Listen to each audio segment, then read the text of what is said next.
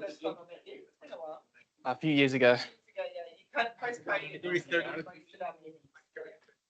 Kristian has volunteered to talk to us about why data warehouses fail. So we think give him the opportunity in this particular meetup to have a chance to talk to us. He has done a lightning talk with us before from memory. No talks as of yet. No. Okay. So be nice. But please, put your hands together, welcome Kristian, and let's learn from him. All right, guys, feel free to throw anything at me. I'm not doing a good job, but I hope everyone's awake. The energy is good. The focus is good. If you really want to, you can throw it. What are we looking at now? We're looking at, well, we're not looking at something, but we're conceptualizing. It's a, yeah. If we step back a little bit, and I'm going to pose a question to you. If you're going to start a BI project or data warehouse initiative, chances are you are going to fail. And chances are your ETL is going to look like this. Mess everywhere, data unstructured, not disciplined at all.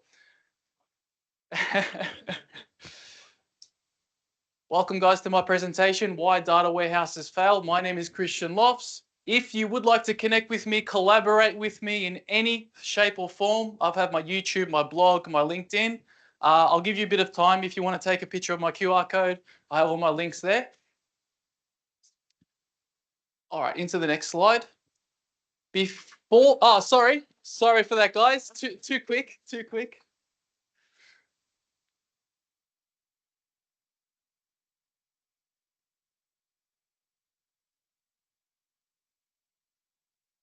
All right, I'm going to assume that's good. So before we get into the meat of the present, okay, screenshot.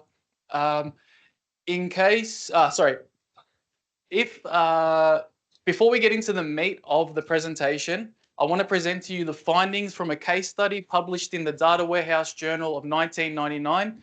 I know it's 25 years ago, but I still believe the lessons learned in this journal is still relevant in modern day. So what are these lessons? So before I give you these lessons, I've already given you one, but I'll give you more context. This study interviewed 8 BI projects, and they dissected the failures of all these projects. And I'm going to demonstrate the commonality of all these failures. Number one, there was no end user engagement. So the end users were frustrated with what they saw because they had no input. Number two, there was a lack of sponsorship. There was no strong sponsor to oversee the project, hence the failure. Number three, there was an incomplete project plan. So the project planner didn't do his job correctly. Underestimation of complexity. A data warehouse is a complex piece of architecture, a lot of moving parts. We need to take into account everything. Broken link between IT. Who's worked in a corporation where the IT are hesitant to help? Computer says no. It's a typical scenario, and IT generally aren't willing to contribute, and that's the cause of failure as well. So where does that take us? So it takes us, I'm going to take you guys on a journey, and I want to build a data warehouse with you guys today in this presentation. It's going to be a conceptualized model, so not a fully working model, just conceptualized, high level. So where do we go from here? We have a fictional retail store called Hutchinson & Co. They are at a stage in their growth where they have a lot of spreadsheets, they have e-commerce store, and they have physical location. They have 100 employees, 10 million in annual revenue, and 10,000 distinct products. So you wouldn't classify them as an enterprise. You would classify them as a private business, if you're being specific. Hold your horses. We need to ascertain if this company or business is ready for a data warehouse, because if they are not ready, this is the first point of disaster. How can we assess if this business is ready? There are 5 major criterias. P.S. I took this off Ralph Kimball, so I didn't invent this test. This is off Ralph Kimball methodology. Number 1, we need a strong sponsor, somebody who's going to oversee the project, who's technically advanced. Almost, you want to think of a DBA meets BA. You need to have that unique skill set. Number 2, business motivation. Is there enough motivation for the company to have the data warehouse? Number 3, feasibility. Is there the architecture or the resources in place for this data warehouse to be successful? Number 4, the data culture. Are the people in the business just wanting to look at spreadsheets, or do they want to see the latest Power BI report, the latest reports on X, Y, and Z? IT collaboration. Yes, we need to break down silos. The whole organization needs to be in on this data warehouse for it to be successful. So this is what a filled out test would look like. I've filled this out for Hutchinson and Co. The indicator for a company to start implementing a data warehouse is they need to score a minimum of 3 out of 5. So all I've done is, as you can, I'm sure everyone can see that. They can see the average. I've just taken the average of each criteria, divided by 5, and you get this number here. So, yeah, cool. We can implement a data warehouse. How exciting. What's the next stage? ERD. So, which stands for Entity Relationship Diagram. And if we refer back to the godfather of data warehouse, Ralph Kimball, he mentions that we should understand one business process, we should model a business process. Just to keep things very simple, I've only chosen the customer makes a purchase as the business process, just to keep things simple. So one customer can have many transactions. One transaction can have many orders. That's how it reads. So that's the entity checked. Next stage. I'm going to go through a diagram of the ETL pipeline and how things are working. So as I said at the beginning, this is a conceptualized model, so it's not a real life model, but I've created 2 CSV files, which we'll see later, not now, but we'll see that later. Two CSV files, one for in-store, one for e-commerce. We then load into the raw source schema via a series of stored procedures. We then normalize into the staging arena. We then validate. And this is so crucial, because how do we know that our numbers make sense? How do we trust the data warehouse? Because if there's no trust in the data warehouse, what's the point of doing this? So this validation is a series of tests to make sure the numbers are aggregating correctly, so on and so forth. And then the final load into the dimensional model. Cool. So let's proceed. So this is just a screenshot, and this is the normalized model of the data warehouse.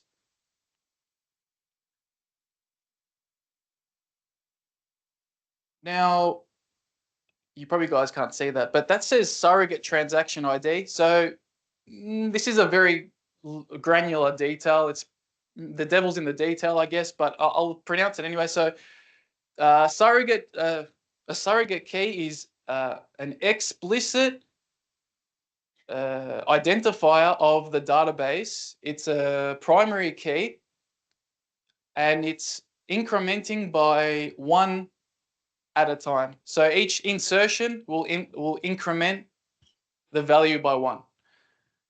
Surrogate key. In contrast to that, we can have a composite key. And a composite key is built up of 2 or more columns, and the combination of these columns is unique. And we call this composite key. And I prefer to use the surrogate key. Let me pose to you a question. If you have one customer who buys one product, who buys sorry, let me start again. If you have the same customer buying the same product on the same day in the same store, this will violate the unique constraint. Hence why I prefer surrogate key, because it's just easier that way. You want to work easy, I guess. So that's my logic. Next is we then bring into the dimensional model. So so you might be asking, what's the difference? And I guess we can be here all day speaking about the differences, but I'm going to say this. For an end user, they've performed studies, and this is indicated to be easier to recall for the end user. But it's arguable, it's a bit of a gray area as to whether or not we go from normalized to denormalized. There's many ways to skin a cat. So I'm not going to say this is the right or wrong way. I'm sure you guys are aware of dimensions and facts. I won't go too much in depth on that. You guys are in the data space. I'm sure you're aware of that. Cool. This is the exciting part. Get pumped. All right. On-premise versus cloud. This is the default right here. We default to cloud mentality, but hang on a second. What about this guy over here? Have we performed a proper cost analysis to ensure that we're making all the savings possible? Let's find out. So when estimating the cost for a data warehouse, where should we begin? My answer to that is storage. How much storage do we require? It's an ambiguous question, but let's start with this. If a company makes $10 million per year, we can divide this by the average price, or the average product price, equaling to 100,000 transactions per year. Transaction record, 162 bytes per transaction, so approximating 15.45 megabytes, which is not much. Product data, we have 10,000 products, 2 gigabytes, images, videos, etc. Customers, we need details such as first name, last name, etc., etc. And multimedia,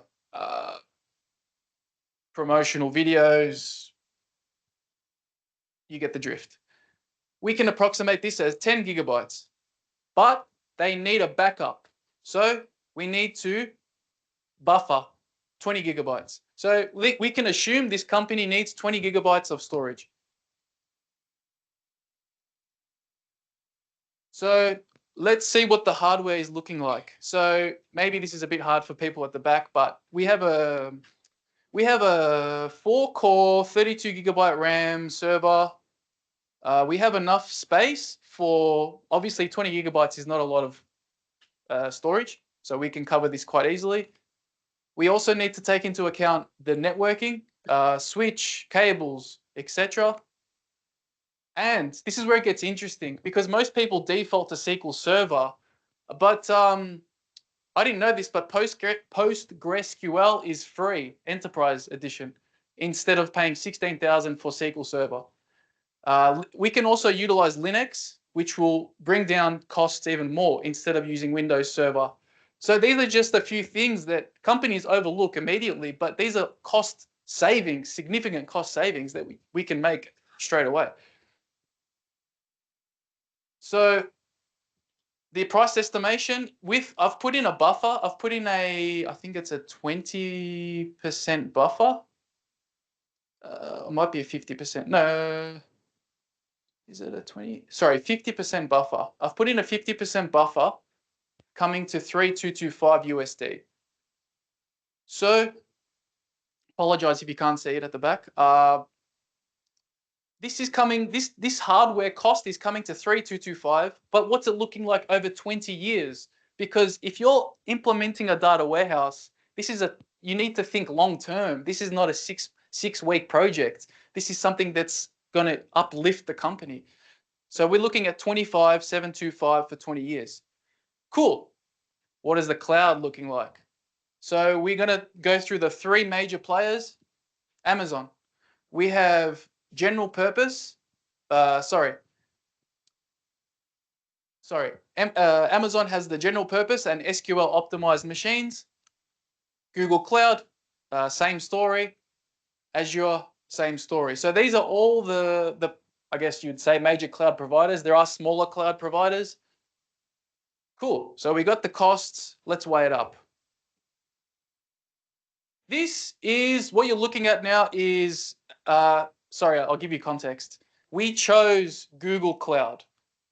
So we're going to compare the Google Cloud versus the on-premise.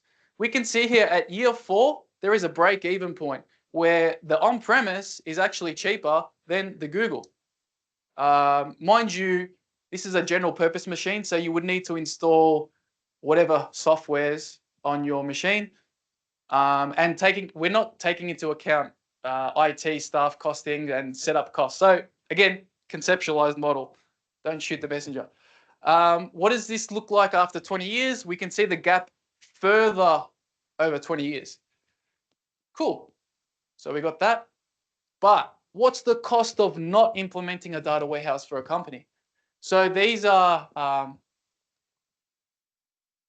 qualitative measures of the costs of not implementing a data warehouse. Increased operational cost. So I'll give you an example. If you have 10 analysts dissecting a manual spreadsheet, as opposed to extracting a report straight from Power BI, SSRS, choose your tool, this is increasing operational costs. So that's one. The second is IT system costs. What I see is the behavior of large companies is that when there's a technical problem that they can't solve, it's either we go to a consultant or we get a new system. We don't go deep into the problem and try and figure out what the actual problem is, which adds to the cost. Competitor advantage.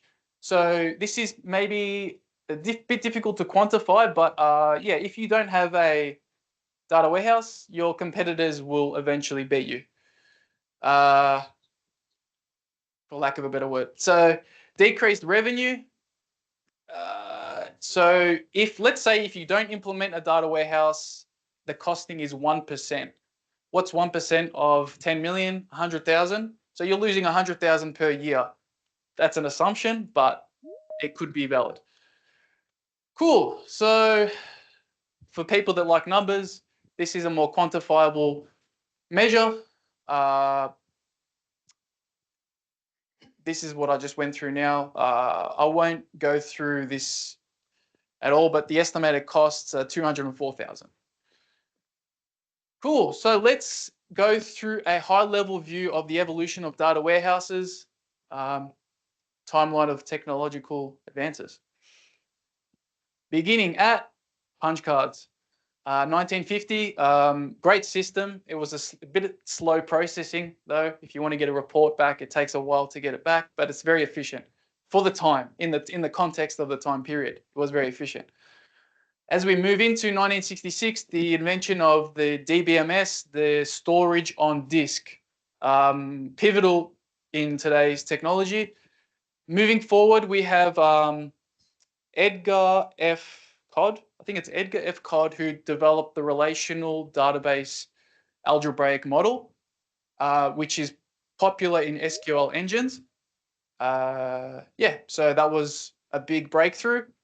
Moving into Kimball approach, not a technical innovation, but I guess he is the godfather of data warehouses, so we need to pay our respect to him. And also, my friend who's a data engineer in Coles, he mentions they still use dimensional models. So people still use the stuff that works. So yeah. 2000, machine learning and AI. I guess as compute power increases, we see an adaptation of machine learning, predictive analysis. AI is the big buzzword at the moment. But what goes beyond this? And this is where it gets cool.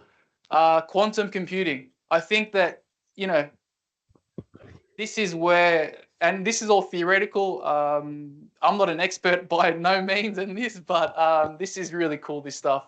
And if you guys want to check out something cool, you should do a bit of research on this, because what my understanding is that computers operate on ones and zeros, but quantum computing operates on qubits, so it can simultaneously be a 1 or a 0. Don't ask me what that means, but it's pretty cool. So I think that's the future. And last but not least, I built an ETL pipeline for you guys, and I'm going to show you that now. Am I doing okay for time? 5 minutes. Okay. Cool. All right. So our flavor is SQL Server. Mine may look different to yours because I have dark mode and I have a little plugin which organizes my schemas. So things are nice and neat, and I prefer it that way. So where do we begin? So as I mentioned, we have the CSV files. So this is something that I built with a Python script. So I built this CSV through this Python script. I guess the one thing you need to consider is one customer can have many transaction IDs. So it's a one-to-many relationship. That's probably the only thing I would mention. And I've put in some dirty data in here to see how the data warehouse handles that. So, yep, let's proceed. So that's the CSV. All right. So the way I've constructed my ETL is everything runs off the master. So I'm not sure if you guys can see that, but this says run ETL process. So let's look under the hood. Let's see what's happening here.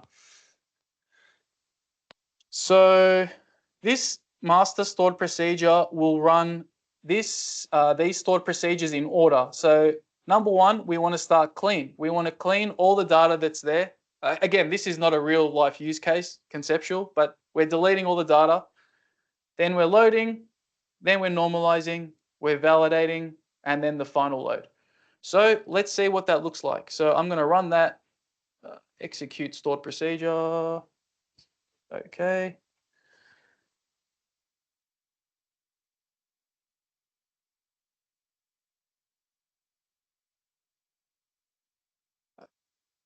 Cool, so that's run. And what we'll do now is we'll find the results.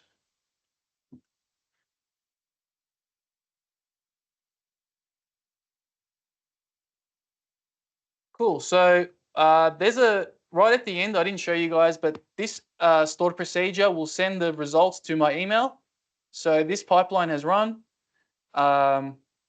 And it will give you all the metadata you need to know. And if you want to have a strict and good running data warehouse, this is the key, right? Like you need to, I guess, have the finger on the pulse, for lack of a better word. So this is the finger on the pulse, and this is, and as I mentioned before, the data validation checks. These are inbuilt into the stored procedure. They check total records in source. And effectively what we're doing is we're building trust in the data warehouse. And also we have transactions in review. This is the dirty data. So now this will start a conversation with the stakeholders in the business. Why is this transaction in review? Patrick Jacobs accidentally bought 2 products. So it starts a conversation in the company. So not only is this data warehouse, like it's almost cleansing the organization if built correctly and monitored correctly though. So it's very powerful. And that's it. Thanks for watching. Oh, thanks for listening, guys.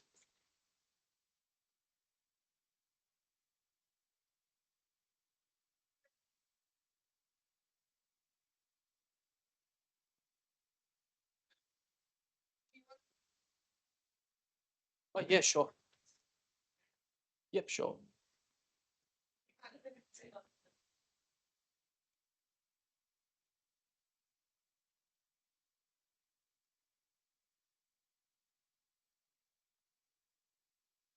Couple, yep, give me 1 moment.